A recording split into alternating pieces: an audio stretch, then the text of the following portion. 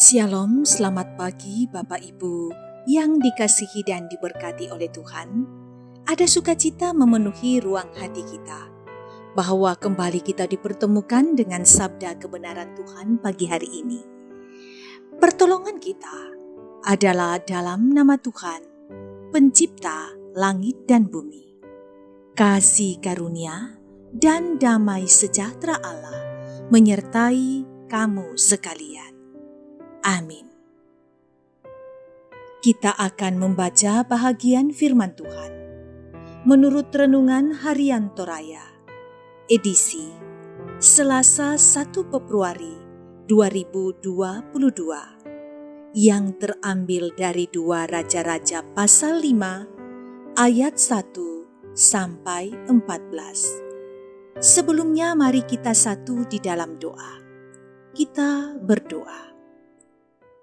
Dengan penuh sukacita, kembali kami menyambut firman yang hendak Tuhan nyatakan kepada kami, yang daripadanya kami bisa bercermin bagaimana hidup yang benar, yang tahu mengandalkan Tuhan.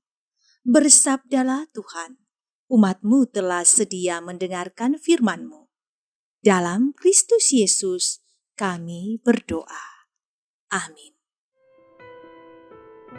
2 Raja-Raja pasal 15 ayat 1 sampai 14. Naaman disembuhkan. Naaman, panglima Raja Aram, adalah seorang yang terpandang di hadapan tuannya dan sangat disayangi. Oleh sebab dia, Tuhan telah memberikan kemenangan kepada orang Aram.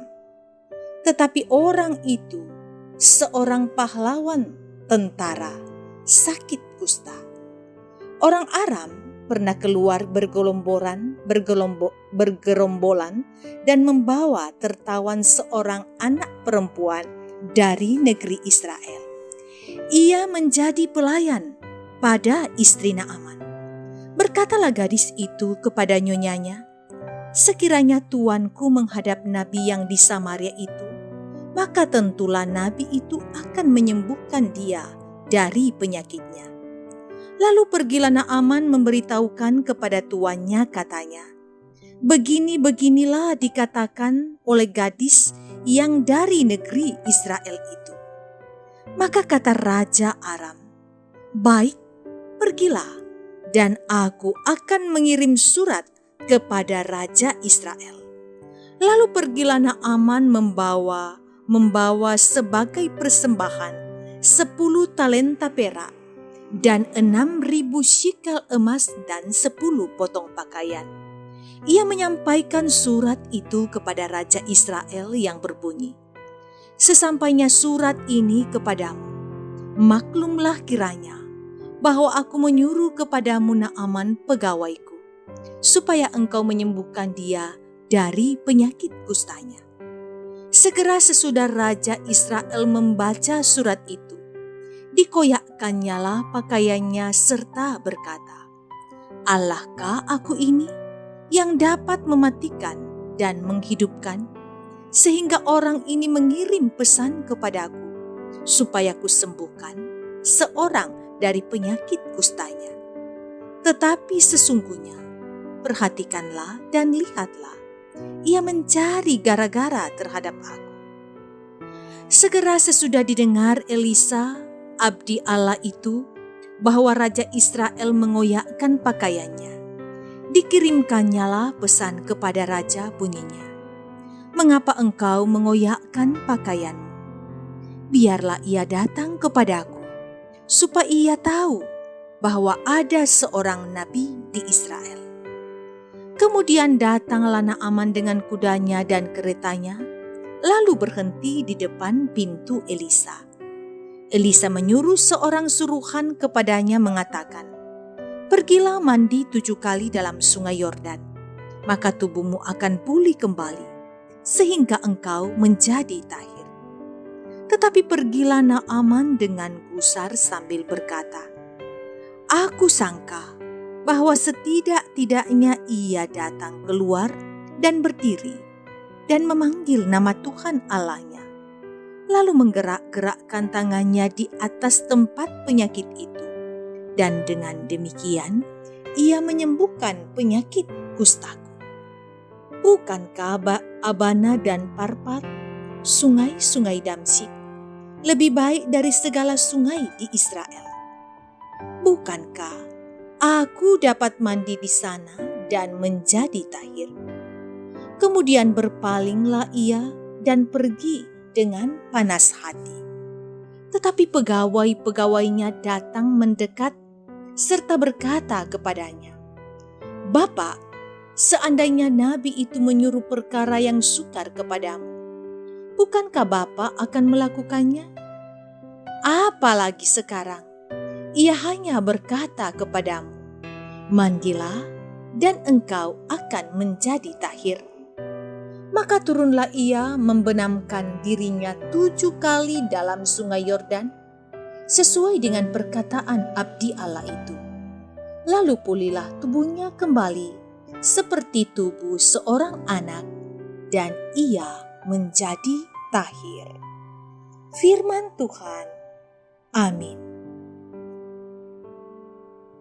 Tema renungan kita ialah di balik ketaatan ada rahmat Tuhan. Saudara, jika kita sudah tahu hasil dari ketaatan kita melakukan sesuatu akan berbuah manis, maka tentu akan dengan sangat mudah kita taat. Tapi bagaimana jika kita dituntut untuk taat, sedangkan prosesnya tidak masuk akal dan hasilnya pun tidak bisa dipastikan? Apakah kita akan tetap taat? Inilah juga yang dialami oleh Naaman, seorang panglima Raja Aram yang menderita penyakit kusta. Ia diperintahkan oleh Nabi Tuhan agar mencemburkan diri dan mandi sebanyak 7 kali ke dalam sungai Yordan. Perintah itu disampaikan secara langsung oleh Perintah itu tidak disampaikan secara langsung oleh Elisa, melainkan melalui orang suruhannya. Namun, bagi Naaman, hal ini merupakan sebuah penghinaan. Bagaimana mungkin Naaman mau mengerjakan apa yang disuruhkan Elisa kepadanya, kalau semua perintah itu tidak masuk akal, terbilang aneh, dan tidak sesuai dengan harapannya? Apalagi Elisa dinilai tidak menghargai dia yang adalah panglima terpandang. Inilah reaksi pertama Naaman. Namun, atas dasar saran dan desakan para pegawainya, akhirnya Naaman mau melakukan apa yang diperintahkan Nabi Allah itu, sekalipun tidak sesuai dengan apa yang dibayangkan. Sehingga dan ketika Naaman mau taat dan belajar merendahkan diri, serta tidak bersandar pada pengertiannya sendiri, ia pun mengalami kesembuhan secara total. Saudara, bukankah kita sering bertindak seperti Naaman? Tidak mau taat dan lebih mengandalkan logika kita. Kita sering memilah-milah perintah Tuhan, mana yang akan ditaati dan mana yang tidak. Naaman mengalami mujizat kesembuhan ketika ia mau bertindak dalam ketaatan terlebih dahulu, sehingga kita dapat mengerti ada cara Tuhan di balik semua itu. Hanya ketaatan semata, hidup kita mendapat sentuhan Allah. Amin. Mari kita satu di dalam doa, kita berdoa. Jika berkenan Tuhan, berikanlah kami hati yang taat melakukan titah dan perintah Tuhan. Kami kadangkala berpikir menggunakan logika kami, memilah-milah mana yang baik dan mana yang benar menurut pandangan kami. Kami kadangkala tidak taat secara utuh kepadamu. Tetapi kiranya lewat cerita tentang Naaman, Kami bisa belajar dari Naaman dan kami taat sepenuhnya kepada Tuhan.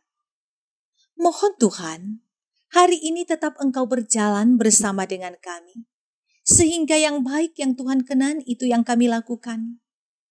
Mohon Tuhan, jika berkenan, lihatlah umat-Mu.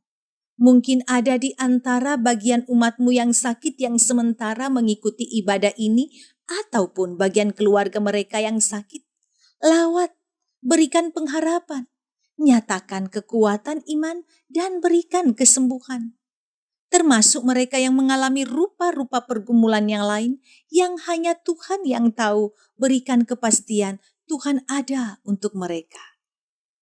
Kami berdoa Bapa di sorga, sertai orang-orang tua kami yang sudah dalam pelayanan usia indah atau lansia, mereka kiranya selalu terpaut hatinya kepada Tuhan, selalu mendekatkan diri kepada Tuhan, dan percaya Tuhan pun menyertai di masa-masa tua.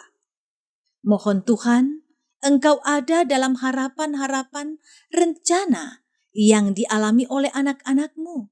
Semoga mereka hanya tahu melibatkan Tuhan dalam setiap rencana dan harapan. Jika ada yang dipertemukan dengan sukacita dan berkat Tuhan, kiranya mereka tahu mengucap syukur. Kuatkan majelis gereja dan pengurus OIG, bergandengan tangan dengan jemaat mengangkat pelayanan untuk kemuliaan Tuhan. Berkati keluarga kami tetap menjadi keluarga harmonis, menjadikan Tuhan andalan dalam keluarga kami, satu-satunya yang kami harapkan dan rindukan. Ini doa kami Tuhan, kami bawa dalam nama Yesus, Tuhan dan Juru Selamat kami yang hidup. Amin. Terimalah berkat Tuhan. Tuhan memberkati engkau dan melindungi engkau. Tuhan menyinari engkau dengan wajah-Nya dan memberi engkau kasih karunia. Tuhan menghadapkan wajah-Nya kepadamu dan memberi engkau damai sejahtera. Amin. Demikian persekutuan kita hari ini. Sukacita, semoga firman Tuhan memberikan kehidupan dan kita belajar mencermati firman Tuhan dan berjalan pada kebenaran Tuhan. Salam sehat untuk semua keluarga.